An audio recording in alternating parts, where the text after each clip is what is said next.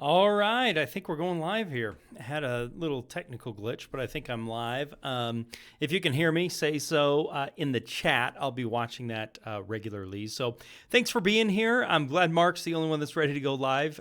Looks like we've got several others of you out there. If you're a little shy, please use the live chat. It's one of the benefits of watching this live is we can interact. You can ask questions, and I can get those answers for you. I want you to get enormous amounts of value out of today's live cast. And today we are continuing on with this wholesaling. The idea with this is finding cash buyers.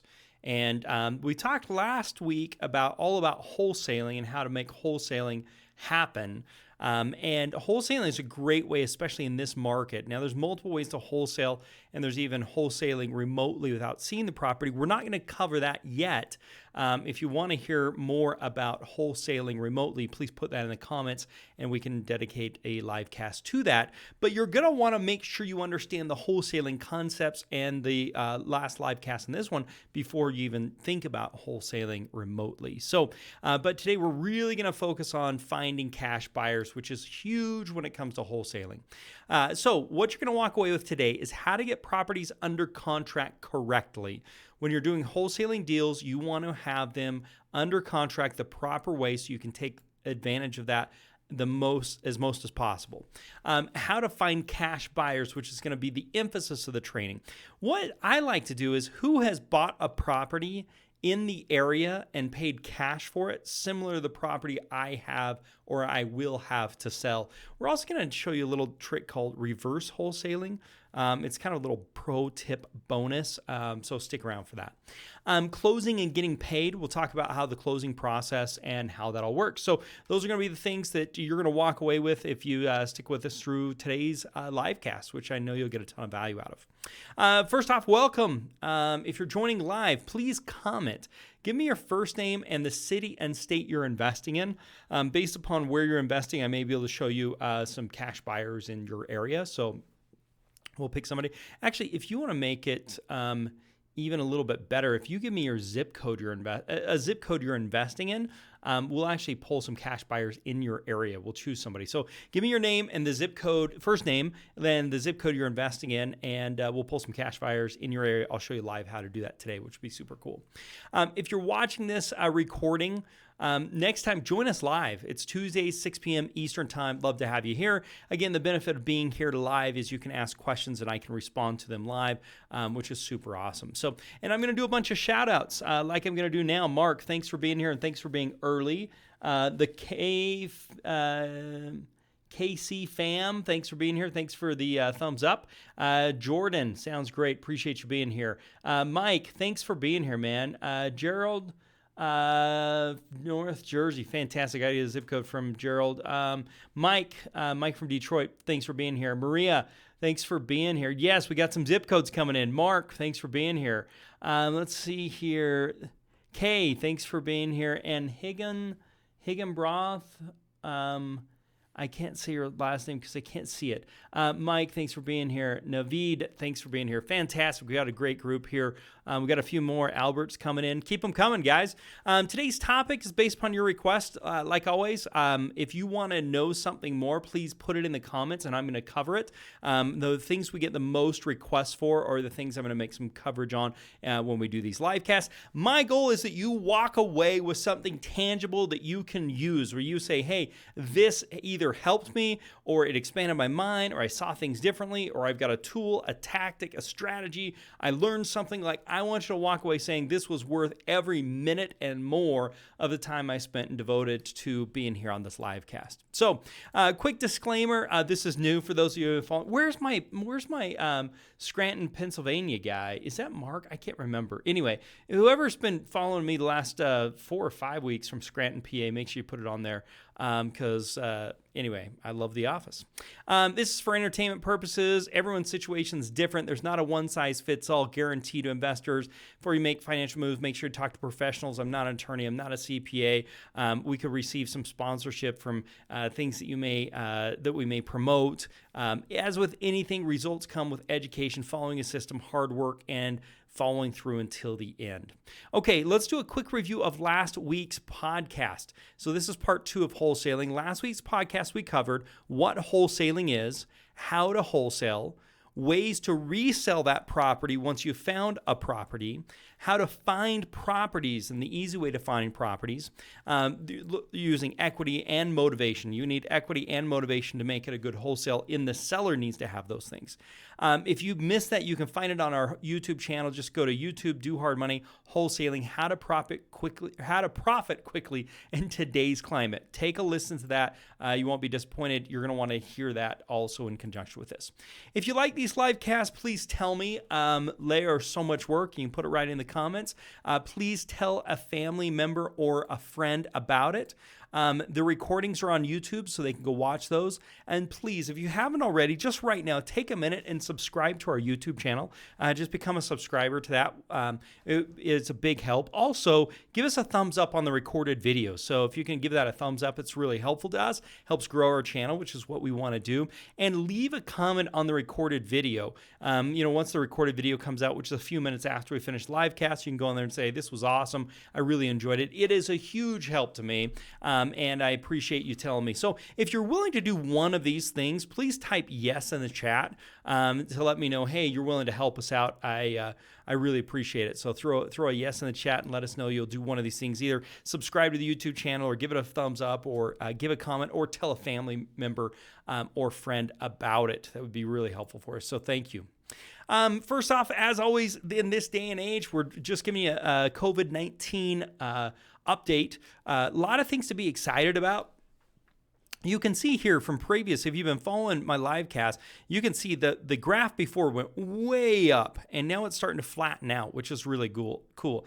Actually, we're 6 days since the peak, so we actually, the researchers think that April 14th was the peak for the United States, so we're on the downhill of that. Hallelujah. I'm looking forward to this. One thing that's also interesting here, it's saying we're going to need they're predicting we're going to need 6,748 beds, so we're about 8,000 beds short in the entire United States. And then ICU beds, it looks like we're short on ICU beds as well. But here's what's really interesting. We keep beating these statistics every single time we look at them. And before we were like hundreds of thousands of beds short, and now we're 8,000 beds short. So we're definitely moving in the right direction here for the United States. So the curve has definitely flattened out. There's a lot less bed shortages. There's a lot of stuff to be excited about. This is my home state. Just for a quick shout out, we need 332 beds and we have 2,700 beds. And we've got 170 ICU beds. So we're definitely here. It looks like we have really flattened, and you can see the curve. Although for us, they're saying we're not going to hit the pinnacle until for a few more days. But you can see here, it's really kind of flatlining here as a whole. So I think that's great news. This is also, if you're here from Illinois, give me a shout out. Actually, brother, I don't know your name, but you said you're from Illinois. I think I've got a few more here from Illinois. We'll do some shout outs here in a minute, but this is good news for Illinois as well. So Illinois needs 35, my number's wrong there, 3,459 beds, and they've got 14,000, so they have a shortage of 0 beds. Actually, they have a whole lot more beds than they need. And ICUs, they've got 818 needed, and they've got 1,131. So they're also, you can see, and I'm not trying to downplay that this is a challenge and a problem. Please don't get me wrong.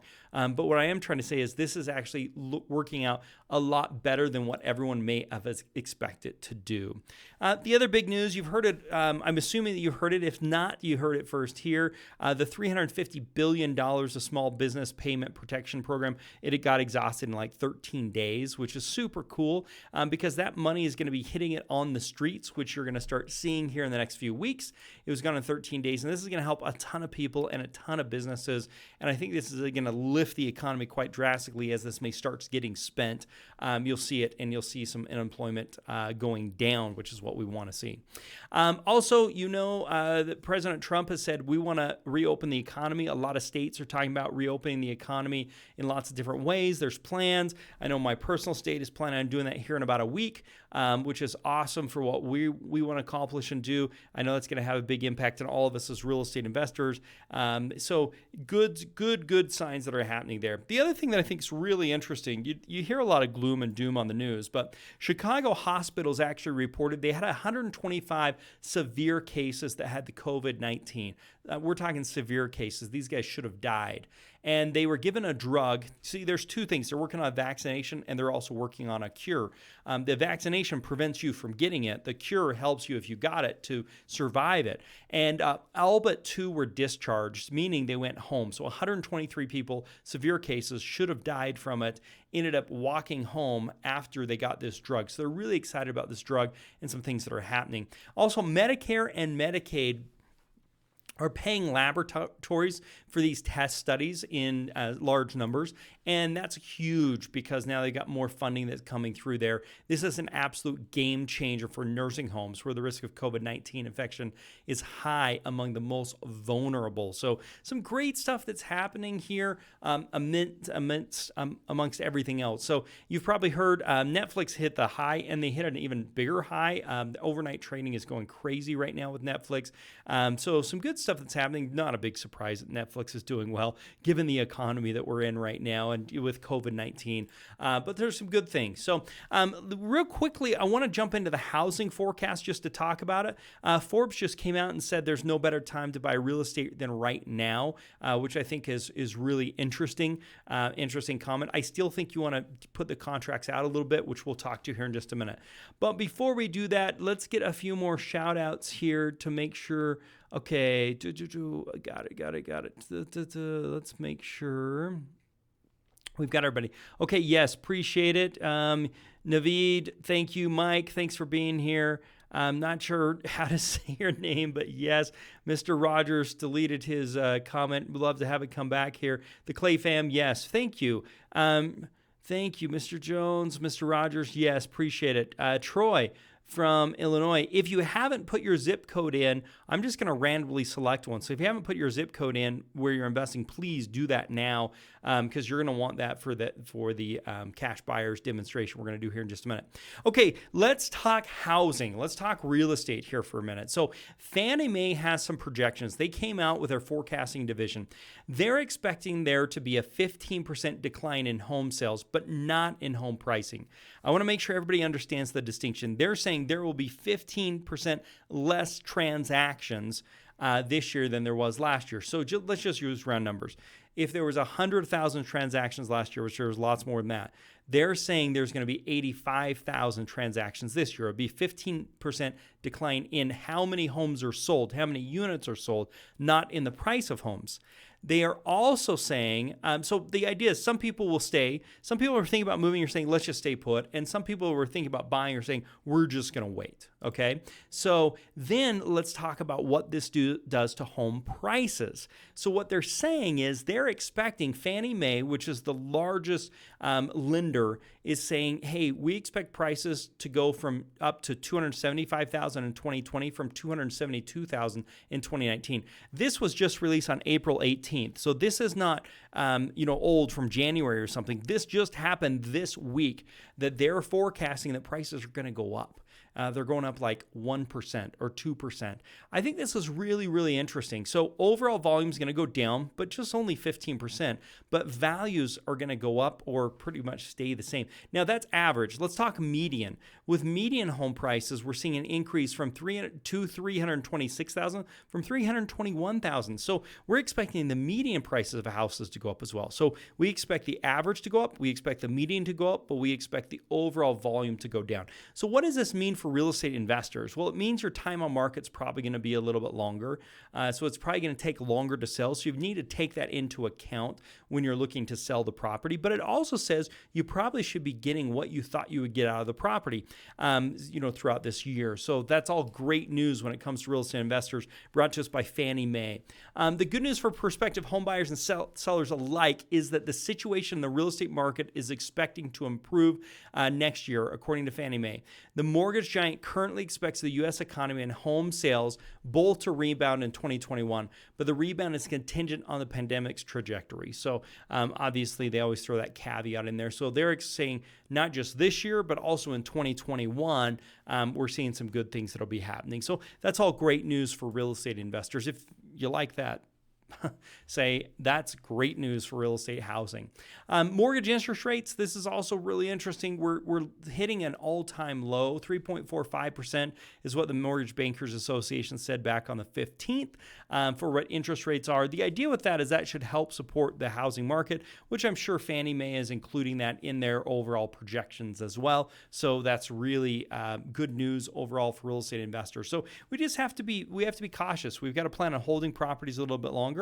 Even though we may get the values that we may be thinking, it may take us longer to get the borrower, or you may want to discount just a little bit to get a new borrower faster. If those interest rates hold in that good environment, it's going to help incentivize some buyers coming out of the woodworks as well. So Dr. Lawrence Yun, we've talked about him before. He's the chief real estate economist and VP of research for the National Association of Realtors. Bottom line, this guy has access to all the data. I mean, all the data. We've quoted him in the past. We'll keep quoting him as well. But I want to make sure we keep this comparison. In 2007, we had more houses than we could handle. We were building in the United States 2 million new home builds per year is what we were building. And subprime loans had no credit qualifications. You could just walk in and say, I make $100,000 a year, and they'd say, wonderful, sign here, press hard, second copy's yours, and you've got a loan. Those things are not happening. In the past 12 months, we had 1 million new home builds.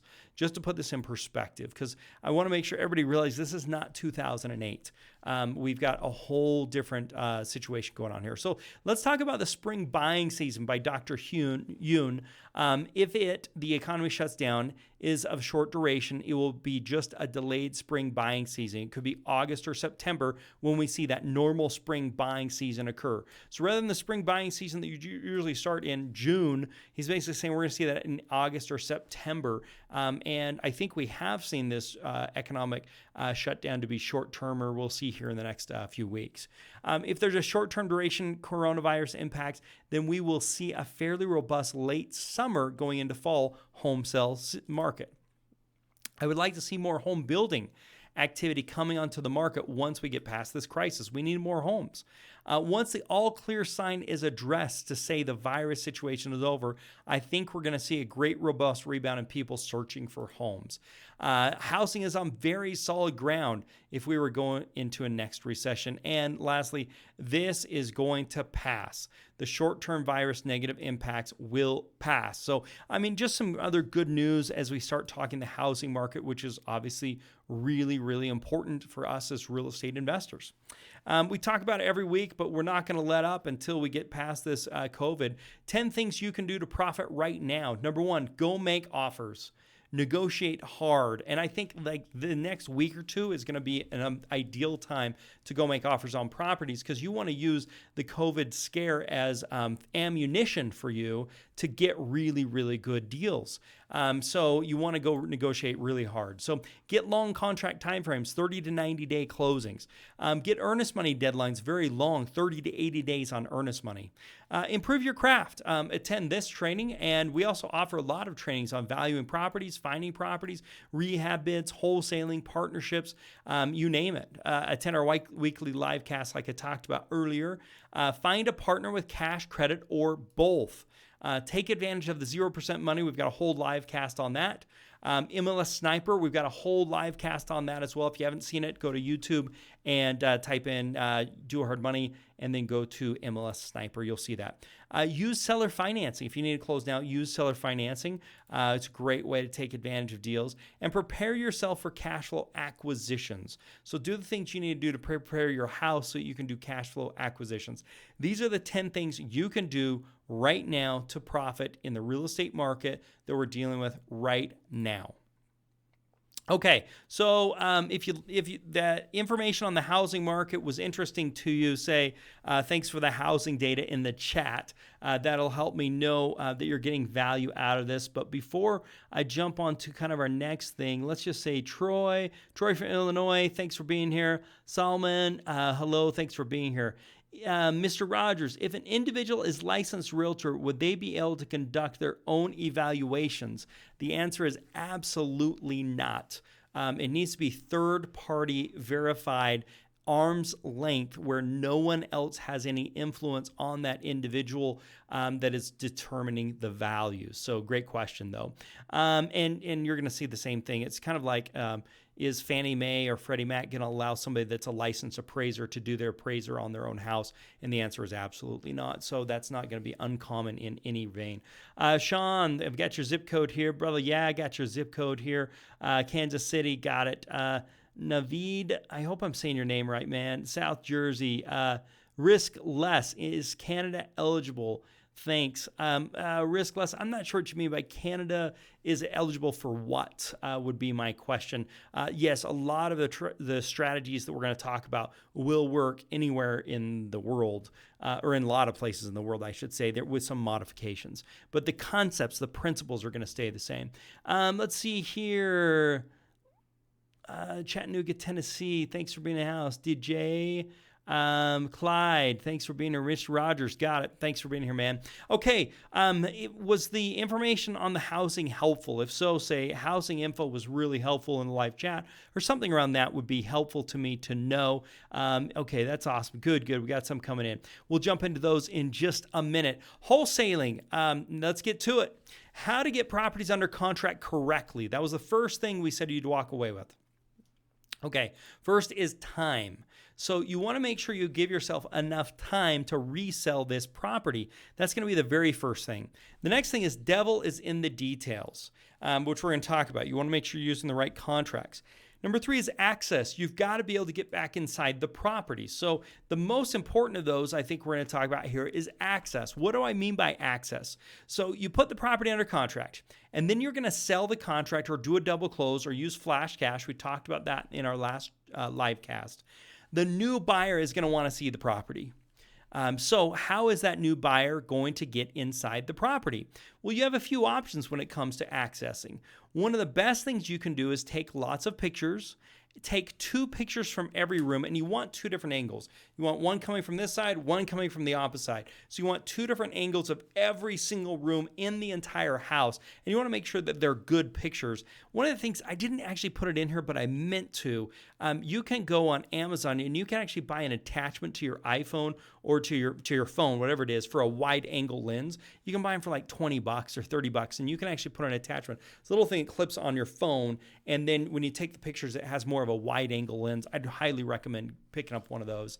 And then you also want to take pictures of the street view, both sides, street view, front of the house, 2 angles on the front of the house, back of the house, 2 angles. Like, think of yourself as a professional photographer now, which a lot of you are with that new iPhone, whatever it is, iPhone 57 or 11 or whatever it is that has like the 3 cameras on there. Super cool. Okay, front and back angles of the house. You want to make sure you've got those. And then you want every single system in the house. You need the water heater. You need the furnace. You need the AC unit. You need the electrical. Every problem area. And this is a big one. A lot of people that are wanting to wholesale, they kind of want to like avoid the problem areas. And I'm telling you, point out the problem areas. If you avoid them, it'll turn into a major problem for you later. So just say, hey, here's the problem areas. So don't try and hide anything. Take pictures of what needs to be done. The other thing I really recommend is once you get done with the pictures, you go back through and do a video walkthrough. And you can just say, hey, I want to walk you through the property. We got 3 bedrooms, 4 baths, that type of stuff. Now, this doesn't have to be some super professional video. They just want to be able to see it, pause it, look at it. Really, really, really helpful. After you get the videos done, you do that video walkthrough. And then you send the pictures and the video to the new buyer or the new potential buyers. So they have a full video tour of the property. You take pictures of all the rooms, and you can put this on Google Drive and make it public so anyone with the link can see it for free. So you save that onto Google Drive. You've got the pictures. You send the link out to anybody that's interested. And who's going to be interested is those cash buyers that you have already found or you're going to be finding. And then you can give them access to that, and then they can see everything. And there's a whole way to do this remotely. Again, that's not the topic for today, but if you'd like it to be, let us know. let me know. Okay, inspections. This is a complete pro tip, and it gets in a little bit into remote wholesaling. So if you want the possibility of the property being purchased sight unseen, meaning your new buyer doesn't even go see the property, what you do is you get a property inspection done.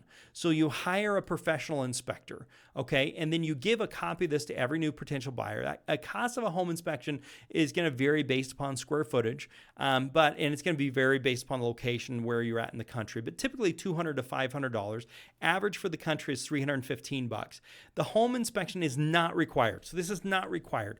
But what happens is if you have the home inspection, if a new buyer is looking at the property and they only get a few minutes to see it, they get some pictures, they are going to plan on having expenses. They're just going to budget for that. Hey, we're going to have a slush fund of $10,000 or $5,000 because we just don't know what's going to happen.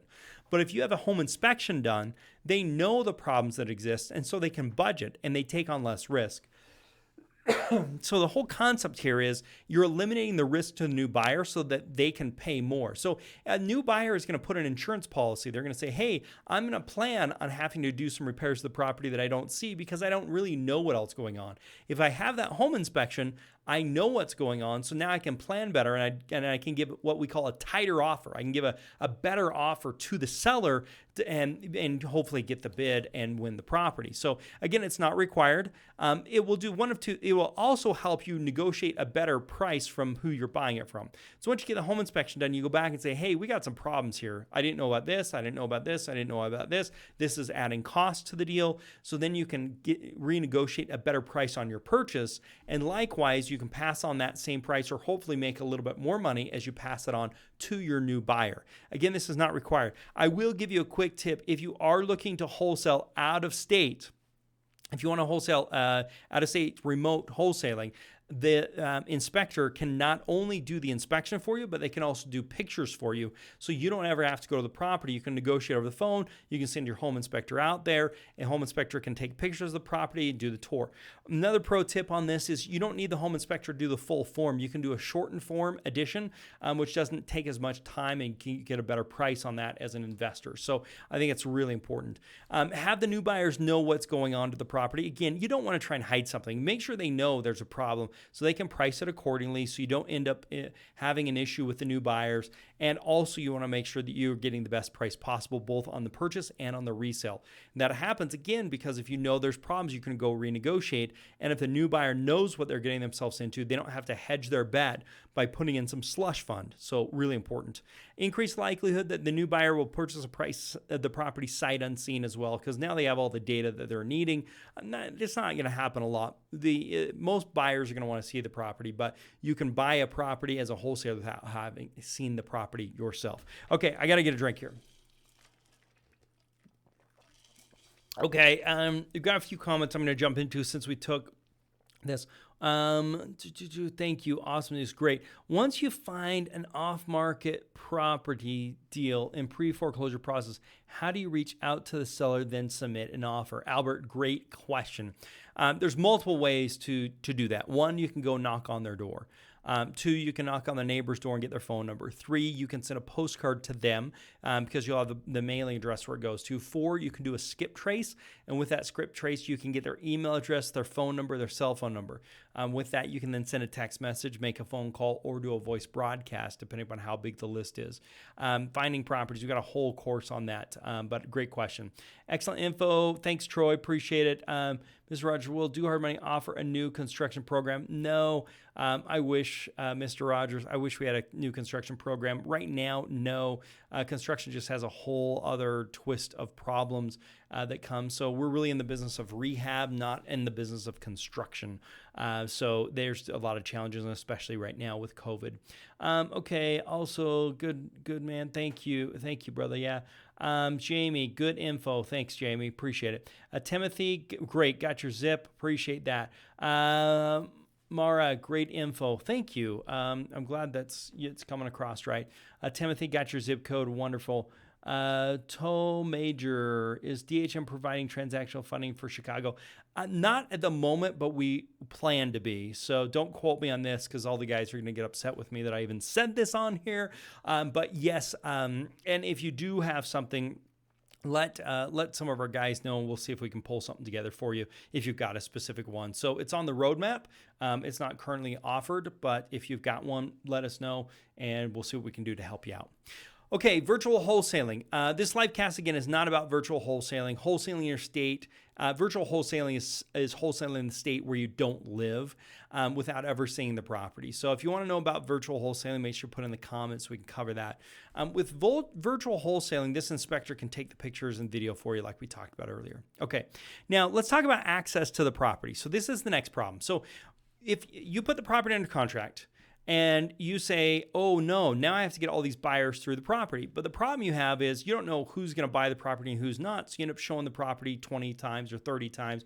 And then the people you buying it from are upset with you because they're saying, I don't want to show the property to everybody. So you don't know if they can really get the money. You don't know if they can really close. You don't want to take the time to show each one of these people the property. You don't want to upset the seller with all these multiple walkthroughs. So how do you go around this? You do an open house. You schedule 2 open houses on 2 different days. One of the open houses is in the middle of the day, like lunchtime is what my favorite is. The other one is in the evening. So I'm going to do an open house from 12 to 2, and I'm going to do an open house from 6 to 8, and one's going to be on Tuesday, and one's going to be on Friday, or whatever days you want to do. You just want them opposite so people's work schedule, they can look at it. You tell the seller, I need to get my contractor inspections and partner through here, and they can do it on the open house. And so the open house will accommodate that. And then you say, so we need to get 2 times so we can have 90 minutes or an hour so I can get my guys through the property. It's best if the seller is not there. So you ask them to leave. You bribe them to leave. So you pay for a meal. You get tickets to the movies. I know with COVID, it's a little different right now, but long term, there's lots of things you can do to get them out of the house. Let me buy you some food. You guys go to the park, take the kids on a walk. We'll get our guys through here, and then you can show your guys the property. If the seller won't leave, you have to let your new buyers know. Do not talk about pricing in front of the seller. If you do, I won't wholesale any new properties to you because you don't want to have that awkward conversation right in front of the seller.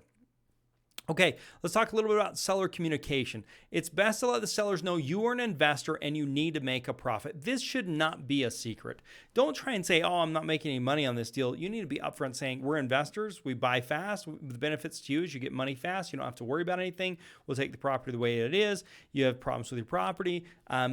So that's the benefits to somebody. The detriment is they're going to make a little bit less potentially, or they may make more because they may not be able to sell the property to somebody else. But I'm an investor and I need to make money. That's really what's happening. I like to say I partner with other investors as well on most deals. So the idea is, hey, Mr. and Mrs. Seller, I'm an investor. Here's what I can pay for the property. Okay, great. And then I'm saying to them, okay, so I work with other partners and investors and I need to get them through the property.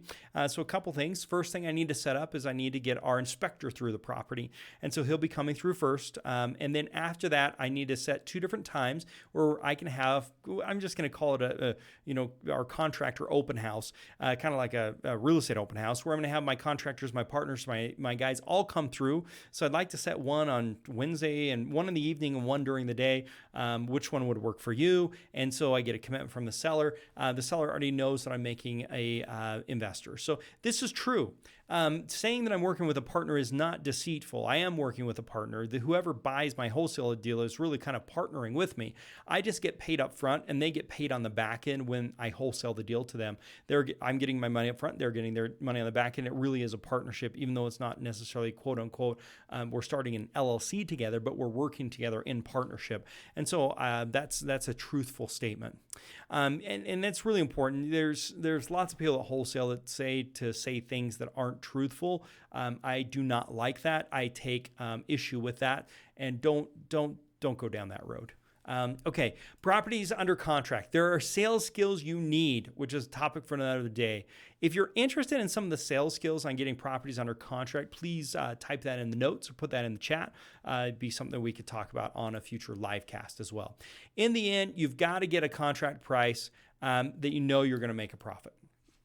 And closing time frame is typically 30 days, but again, you want to make it for 60 to 90 with COVID, and the longer you can get a contract, the better. And so explain the challenges with COVID's created. So give yourself as much time as possible. That's really a big key. I like the inspections and due diligence to be the same day as the closing deadline. So if I'm running a 60-day closing, I want to have a 60-day due diligence deadline as well. It gives you time to find a new buyer.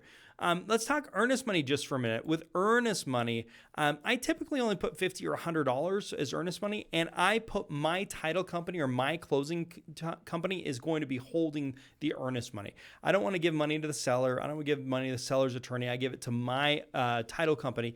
They hold the funds, and it's a very nominal amount. So if I end up defaulting, which I don't want to do, and I'm not going to do, but if I did, it would be a very low dollar amount. If you want a good contract, you can get out of our members only area of our website. So our Do Hard Money, go to the members only section. For those that are members, you'll get a great copy of that. So what if no one will buy the property? Well, for me, I like to set this up front, okay? So what I do in the negotiating, I like to say, hey, Mr. Seller, that price you wanted is a bit more than I can pay. So I wanted to buy 100 and you have it 110. So why don't we agree to this?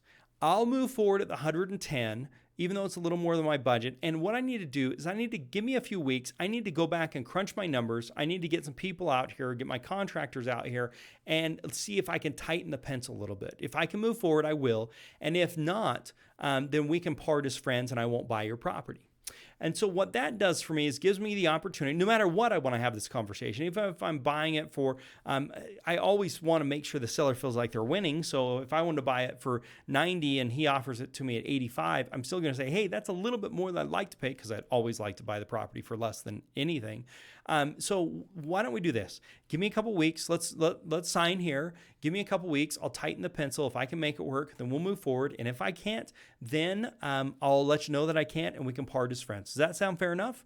And the seller says, sure, that sounds fair enough. What that does is gives me 2 weeks to get my partners, my people, quote unquote, my cash buyers that I want to come into the property and see if they're willing to buy the property for what I'm into it. If they are, then I'm going to move forward with Mr. Seller and close on the transaction. If they're not, then I'm not going to move forward on it. I'm going to go back to Mr. Seller and say, I can't make it work. I could make it work at this amount, but I can't make it work at this amount. Do you want to renegotiate? Is the next step that I'm going to do. And I'm not going to say renegotiate, but that's basically what I am doing with the seller. So then you can resell that property or you can give it back to the seller. You get your earnest money back. No harm, no foul. The seller knows up front what's happening. Everybody's on the same page. They know you're an investor. They know you're making a profit. This is the proper way to do these things.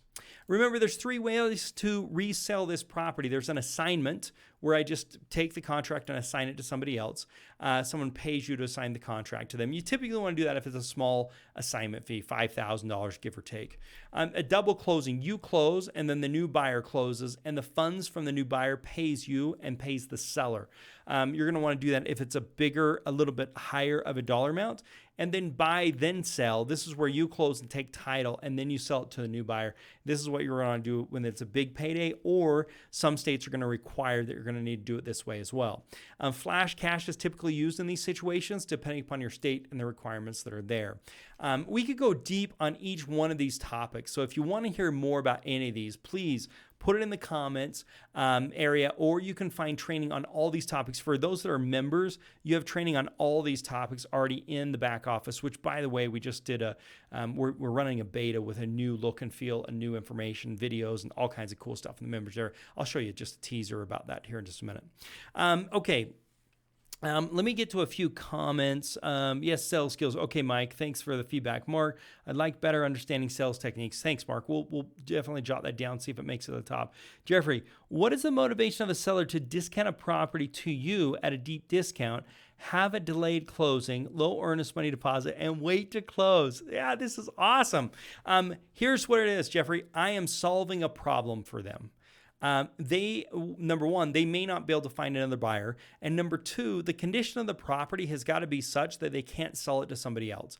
You've got a great point here, Jeffrey. If the property's in pristine condition, if there's nothing wrong with the property, if the seller is not in some type of defaulted or high motivation situation, they're probably not going to want to sell the property to me. But if the seller has motivation, they're going through a divorce, they've got a problem. If the property has problems where it needs work or whatever the case is, then yes, they're going to want to sell the property to me because they don't have a lot of options. You got to realize if you're going to go get financing from a traditional bank, they won't finance a property that is in need of repairs. So the reason they're going to sell to me is because they don't have a lot of options on that. So it's really important. I don't want to go after these properties that have nothing wrong with them or properties that have no motivation. I typically want properties that have something wrong with them that I can go fix, that has motivation and has equity. If I can get all of those, it's a great thing for the motivation. But the other thing is, like right now with COVID, like we're saying, make a bunch of offers. Not a lot of people are out there making offers. So even if it didn't need it, if it didn't need a bunch of work, now's a great time for me to take advantage of that to put the property under contract. So it really just comes down to, can I help them solve problems better than anybody else? I'll give you another example, Jeffrey, is let's say it's an estate sale. And let's say that there's 4 family members and there's $200,000 that I could offer them. There's 4 people. I say, hey, I can get you cash here in a month. Well, if they put the property on the market, they're going to have to put it on the market. Then they're going to have to do work to the property. And then they're going to have to find a buyer. Then they're going to have to wait 30 days for that buyer to close. All those different types of things that's going to be happening there. The other thing I think is really important on this, Jeffrey, is sometimes it just doesn't make sense. And so rather than wholesaling, you're going to want to do a cash close and get a hard money lender to close quickly. Hey, okay, I understand, Mr. Seller. You don't want to wait 90 days. What if we got your money here in a couple of weeks? Would that work for you? Great. Now I'm going to transfer over and use my hard money lender. So I hope that answers your question, Jeffrey. If not, keep them coming. Want to do that. Mara would like more tips to safeguard for non-selling properties. Do you include in your contract? Yeah, Mara, basically the non-sell of the property is what we just went over. I've made an agreement with the seller saying, hey, let me see what I can do with this property. If I can't, I'll give it back to you. I have my closing deadline, say it's out 30 days. I have my inspections and due diligence out 30 days. What a lot of people, Mara, don't realize is when you go under contract, the seller is obligated to sell, but the buyer has the option to sell. And so what the buyer does is they put in a couple of different contingencies. So as a buyer, I'm going to say, I want an inspections, I want to due diligence, I want a loan denial in some cases, and I want to then, those are the big ones, and an appraisal is in a typical contract. So any of those could be my conditions. If it doesn't meet those, if I don't like it, then I can pull myself out of the contract and I can get my earnest money back. So what I need to do is set my deadlines accordingly so I don't fulfill on those. And if I'm wholesaling, I want to give myself plenty of time. So for any reason, I can pull out of the contract and get my earnest money back as long as I do it before the deadline. But the great news is as a buyer, I'm the one setting the deadline and the seller's agreeing to those deadlines. So I hope that helps, Mara. If not, keep the properties coming. Timothy, thanks for the info. Appreciate you. I'm going to be giving away a free copy of our assignment contract. So Mara, this kind of goes back to your question. So at the end of the live cast day, you can get a copy of that. Well, this is once you put the property under contract and you want to assign it to somebody else, this is a copy of an assignment that you can use. Again, I'm not an attorney in that type of stuff, but you can get a copy of one that I've used. When and if you're going to sell the assignment, you could use this contract. No, we're not attorneys, no legal advice. If you are on the next live cast or listening to the recording, you can get a copy of this for free. So just you'll see it here at the end of what we're doing, of the live cast or of the video. Great. I'm glad that helped, Mara. What if you found someone that has paid cash for a property in the area that you have a property? So this is back to this mecca of real estate investing. It's like, okay, you just put a property under contract. Say you've got it under contract for $100,000. What if you could say within a few miles of the property, who purchased a property and paid cash for this property? Okay. So what if you could do that really simply? Okay, there's a high likelihood that if you had contacted enough of them, one or more of them would be interested in buying your property. So what can you do to find these? These people have already purchased a property in the area. They already have cash to buy one. They probably have cash to buy a second one. Let's just do a quick live demo here and let me show you. Let's get my computer all set up here and I'm going to grab another drink. Okay, this is the new look and feel for our members area, which is just like super freaking cool.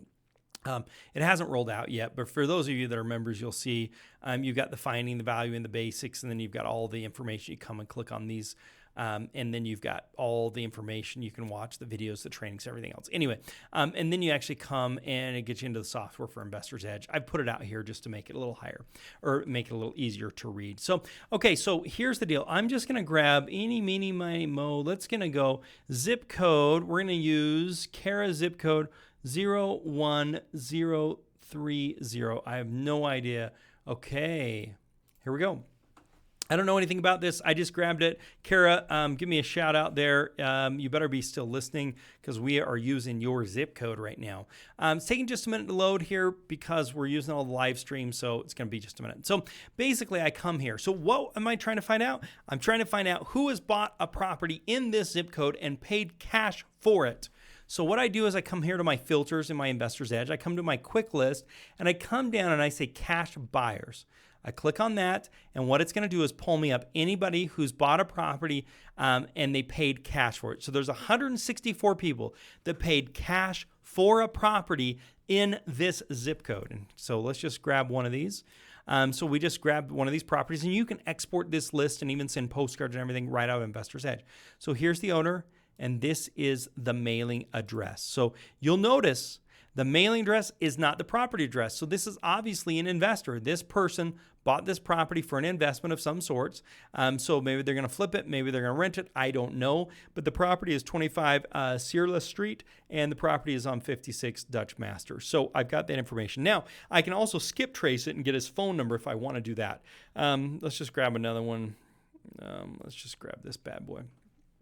Here's another property. You can see the owner of this property lives in Texas. Well, it looks like it's Fannie Mae on this one. So that's probably not a great example because that's a bank-owned property is what it looks like. So JLX Properties. He lives on Maple Road, or that's his office address or whatever the case is. And he just purchased this property, and he purchased this property for cash. So if you want to come here and you can look at the cash sale information, and you know that it was a cash sale, and he purchased the property for cash. But here's the cool thing, guys. There's 164 of these. Okay, so yeah, Kara, glad you're here. So there's 164 of these. So what I can do is I can make a list of these. So what I do is I select these unique properties, and then I can actually build a list of my properties, so I can save them into a list of my properties. And then from there, I can come down here and do a skip trace. If I want to do a skip trace, there's a fee to do that if you want to do a skip trace. And then what I can do is come here and do a campaign where I can send a voice broadcast, send an email. Now, I can send postcards without doing skip tracing because I already have the address of where the cash buyer lives or where their office is.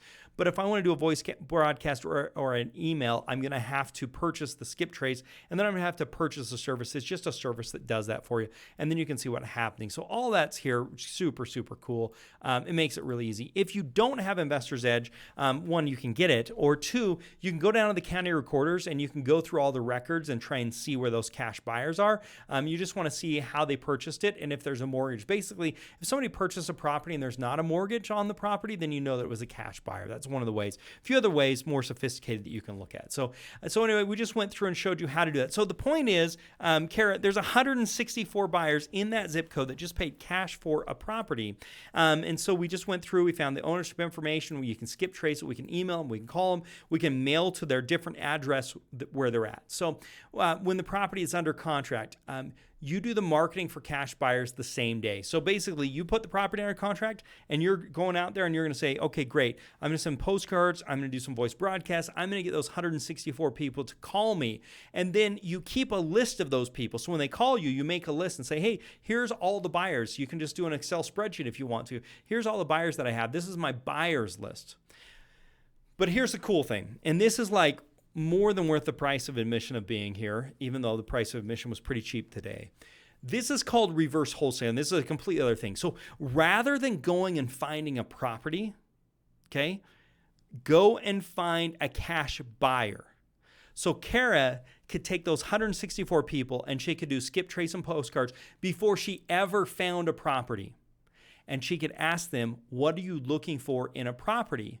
And then she could go and find properties that match exactly what they're looking for so that she knows she has a buyer that's ready to buy it right up front. So yeah, it's going to take some time and it's going to cost a little bit of money. You're going to have to spend a few $100s on postcards or skip trace or whatever the case is. But now you've got a list of buyers that are cash buyers that are ready to go buy properties.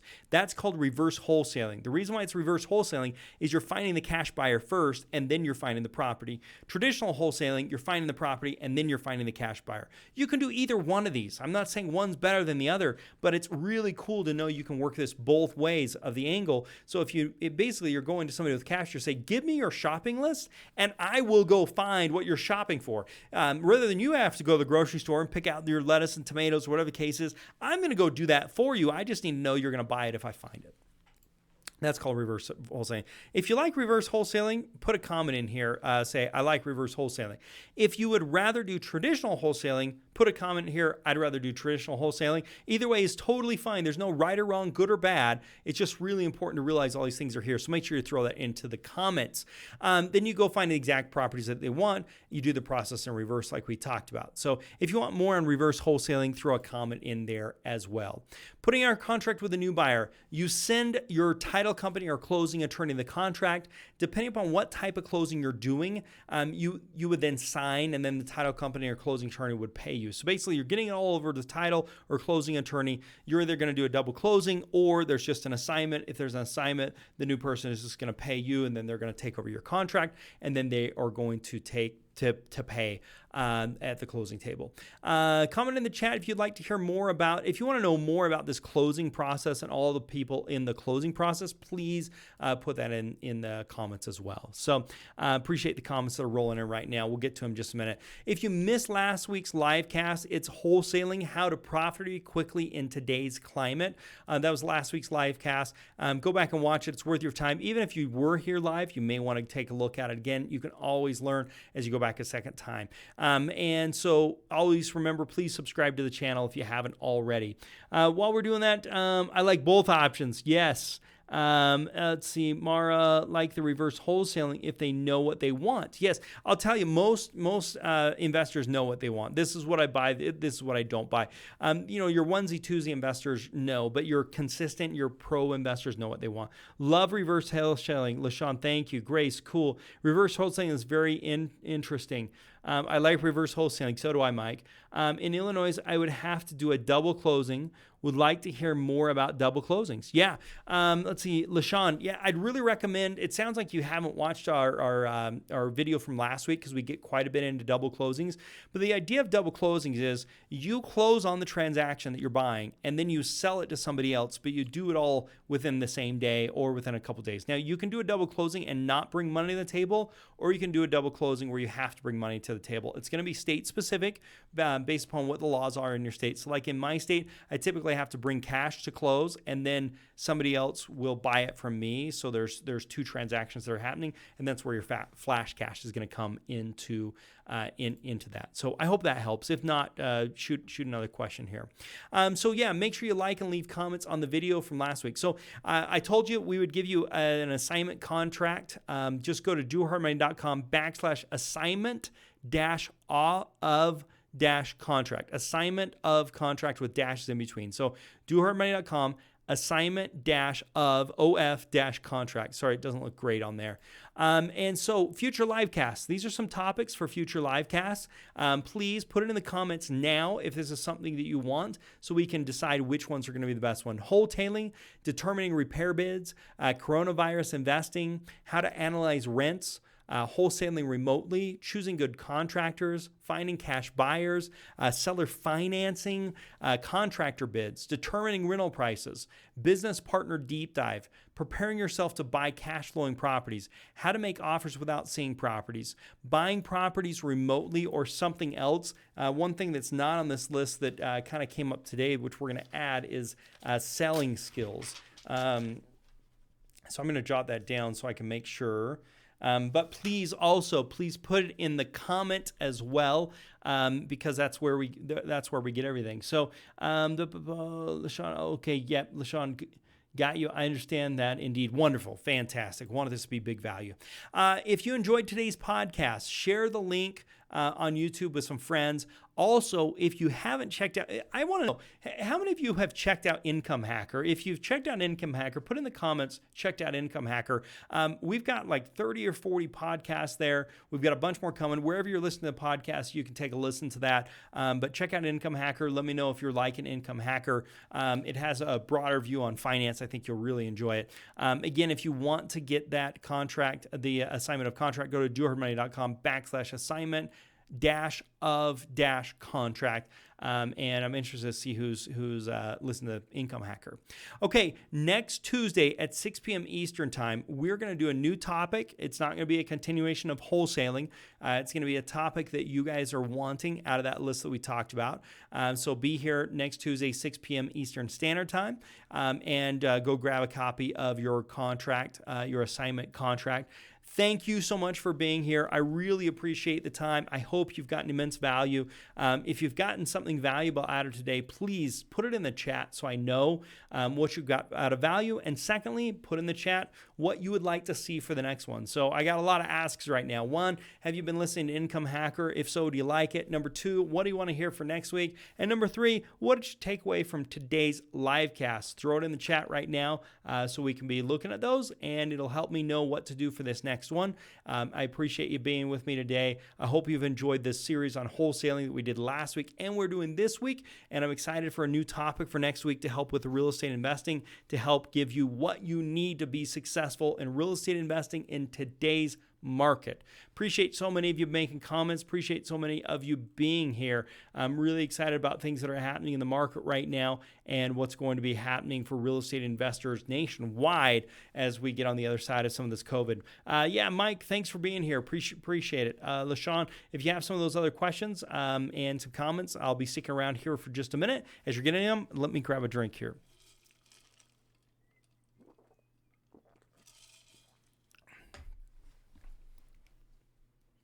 Okay, I'm back.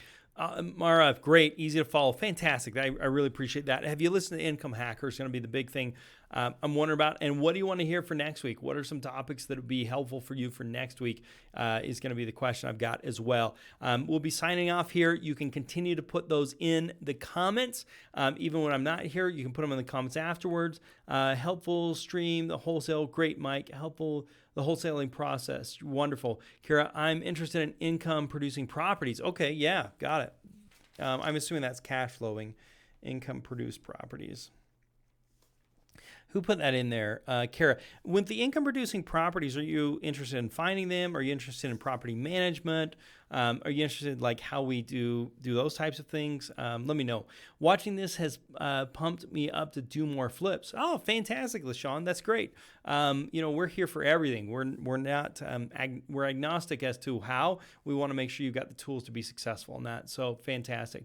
Mario, sorry, can't see the rest of the address for the contract. Oh yeah, no problem. Let me just put it in here. So it's dohardmoney.com/assignment-of-contract. Hopefully that works. If not, let me just jump out of here and just make sure this thing works. I haven't even checked it. There you go. There's another link. So yeah, that's where it goes. And you just put your information in and they'll send it out to you. So I hope that helps. I'm not sure who asked that, but I'll get back to you. Passive income is always a must-have. Totally agree. Can you share some examples of closed wholesale deals sometime? Yeah, absolutely. Jeffrey, we're kind of getting off the topic of wholesaling. But if you wanted some examples, we could do a whole thing just on that. So put it in. Also on our YouTube channel, we've got a couple of videos of some wholesaling deals. Jeffrey, that'd probably be your best bet because, like I said, we're kind of moving off the topic of wholesaling. Passive income is always a must. Thanks, Mario. Thanks for being here as well. Appreciate you being here. So wonderful. Keep the comments rolling in. Let me know what you'll want to hear for next week. Appreciate you being on here, and we will see you next time, next week, 6 p.m. Eastern on our next live cast. Let us know what you want to have on that live cast for a topic. Otherwise, have a good evening, everybody. Thanks for being here.